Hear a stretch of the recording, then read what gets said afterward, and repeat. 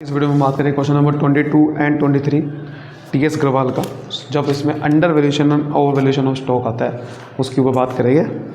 पहले इसका कॉन्सेप्ट समझ लेते हैं, under valuation of over valuation क्या होता है। क्वेश्चन पढ़ते हैं पहले। एवरेज प्रॉफिट 1 लाख का है which includes under valuation of stock 40,000 रुपये on an average basis. Capital investment 6,30,000 की हुई है और normal rate of return 5%। Goodwill की वैल्यू निकालनी है 5 गुना ऑफ सुपर प्रॉफिट। पहले अंडर वैल्यूएशन या ओवर वैल्यूएशन का कॉन्सेप्ट समझ लेते हैं क्या होता है।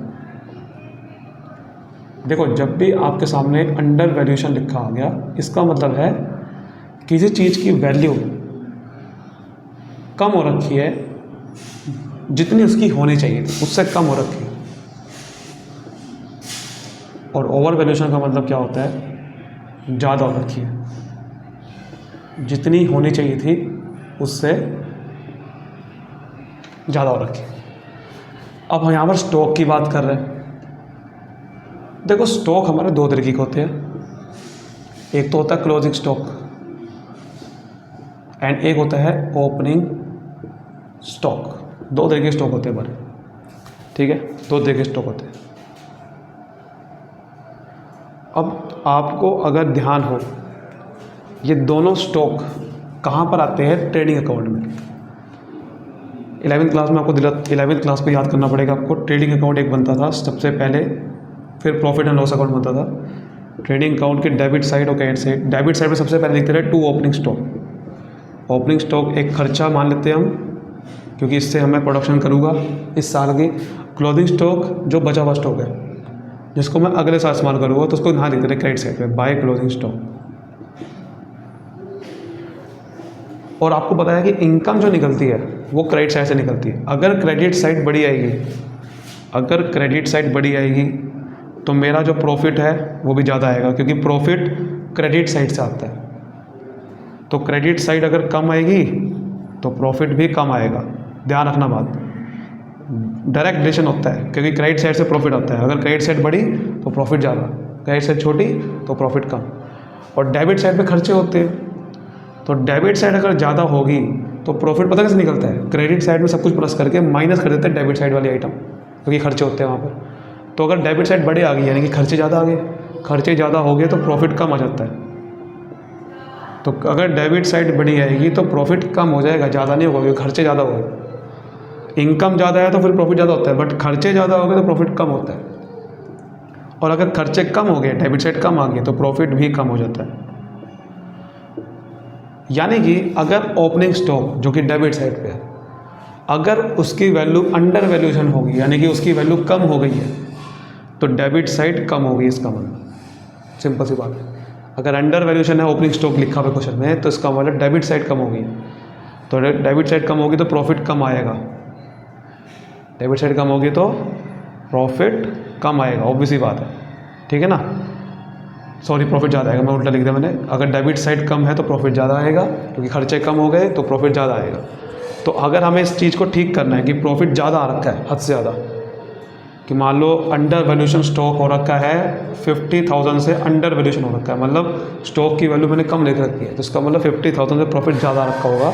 हमें ठीक करने के लिए कम करना होगा प्रॉफिट को। और सेम उल्टा होगा कि अगर अंडर वैल्यूएशन की जगह ओवर वैल्यूएशन है स्टॉक, ओपनिंग स्टॉक, तो इसका मतलब प्रॉफिट कम आ रखा होगा तो हमें ज़्यादा करना होगा। क्लोजिंग स्टॉक की बात करें तो डायरेक्ट रिलेशन है कि कह रखा है क्लोजिंग स्टॉक की वैल्यू अंडर वैल्यूएशन है, इसका मतलब क्रेडिट साइड कम आ रखी है और प्रॉफिट भी कम आ रखा है, तो हमें प्रॉफिट बढ़ाना होगा। और अगर ओवर वैल्यूएशन है तो इसका मतलब प्रॉफिट ज़्यादा आ रखा होगा, क्योंकि क्रेडिट साइड बड़ी होती है तो प्रॉफिट ज़्यादा आता है, तो प्रॉफिट कम करना। तो ये चीज़ ध्यान रखना। अब अगर क्वेश्चन में कुछ ना लिखा हो कि स्टॉक कौन सा है, इफ स्टॉक नोट मेंशन, कौन सा स्टॉक है हमें नहीं पता अगर क्वेश्चन में, तो हमें मान लेना है वो क्लोजिंग स्टॉक है। ध्यान रखना बात, अगर इस बारे में कुछ नहीं लिखा हुआ कि कौन सा स्टॉक है, अंडर वैल्यूएशन क्या रखा है, बस ओवर वैल्यूएशन क्या रखा है, पता नहीं स्टॉक कौन सा कह रहा है, तो क्लोजिंग स्टॉक मान लेना। तो अब देखो इस क्वेश्चन में पढ़ते हैं क्या कह रहा था। एवरेज प्रॉफिट 1 लाख का है, उसमें अंडर वैल्यूएशन स्टॉक इंक्लूड है 40,000। अब स्टॉक बताया नहीं कौन सा है, तो मैंने क्या बताया आपको, क्लोजिंग स्टॉक माने में। और अंडर वैल्यूएशन मैंने क्या बताया, क्लोजिंग स्टॉक की बात कर रहे हो, तो अगर क्लोजिंग स्टॉक अंडर वैल्यूएशन है तो इसका मतलब वो क्रेडिट साइड पे ना, तो क्रेडिट साइड कम, यानी कि प्रॉफिट कम आ रखा है। अगर क्लोजिंग स्टॉक अंडर वैल्यूएशन हो रखा है तो प्रॉफिट भी कम आ रखा है। 40,000 से इसका मतलब प्रॉफिट कम आ रखा है, तो हमें ठीक करना है तो क्या करना पड़ेगा, बढ़ाना होगा। बस 1 लाख में ये 40,000 प्लस करने होंगे, तब जाके एक्चुअल एवरेज प्रॉफिट आएगा। तो ये करना है हमें सबसे पहला ट्रीटमेंट।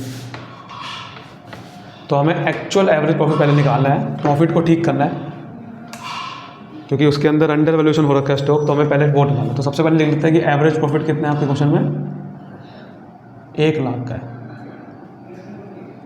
इसके अंदर 40,000 का अंडर वैल्यूएशन स्टॉक है, तो हमें एक्चुअल एवरेज प्रॉफिट निकालना है। वो कैसे निकलेगा, 1 लाख में प्लस कर देंगे 40,000, क्योंकि ये अंडर वैल्यूएशन वैल्यू है स्टॉक की, इसकी वजह से प्रॉफिट कम आ रखा था। अब हम इसको बढ़ा देंगे ताकि एक्चुअल एवरेज प्रॉफिट जान सको। इसका मतलब एक्चुअल एवरेज प्रॉफिट 1,40,000 का है, 1,40,000 का प्रॉफिट था इसका मतलब। अब हम निकालते हैं नॉर्मल प्रॉफिट, क्योंकि सुपर प्रॉफिट निकालने के लिए पहले क्या चाहिए, नॉर्मल प्रॉफिट। ये तो मेरे पास आ चुका है। नॉर्मल प्रॉफिट कैसे निकलेगा, capital employed multiply by normal rate of return.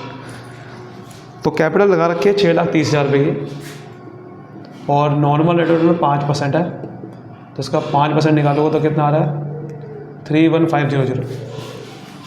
अब निकालते हैं सुपर प्रॉफिट।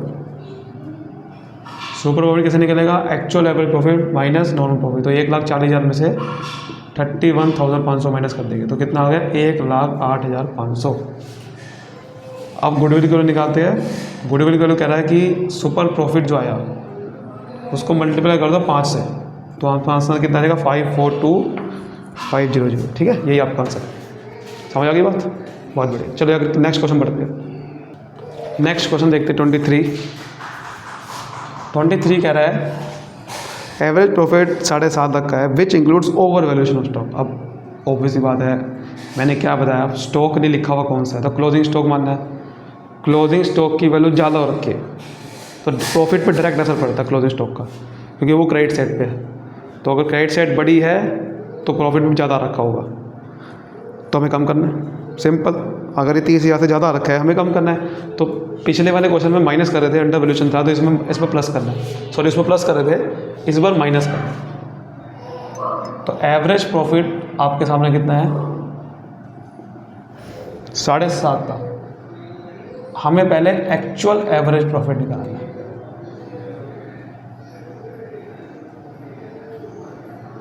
तो 7.5 लाख में माइनस कर देंगे, क्योंकि प्रॉफिट ज़्यादा हो रखा है 30,000 से, तो आपके सामने 7,20,000 आ गए। अब नॉर्मल प्रॉफिट निकालते हैं।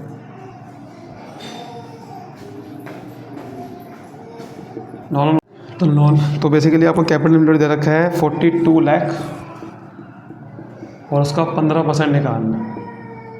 तो 2 जीरो काट दो, 42 को 15 से मल्टीप्लाई करना है। तो देखो पहले क्या करो, 15 4 जा 60, आगे कितने जीरो है, एक नंबर कितने हैं, 1 2 3 4 नंबर है, तो 4 जीरो लगा दो। 15 2 30 होता है, आगे कितने नंबर है, 3 नंबर है, 3 जीरो लगा दो, तो 6,30,000 आ जाएगा। ऐसे निकाल सकते हैं आप, इतना बड़ा जो करोगे उससे बढ़िया से कर लो। अब सुपर प्रॉफिट निकालते हैं। तो एक्चुअल एवरेज प्रॉफिट 7,20,000 है, उसमें से माइनस करेंगे 6,30,000, जो कि आपके सामने कितना आ गया, 90,000।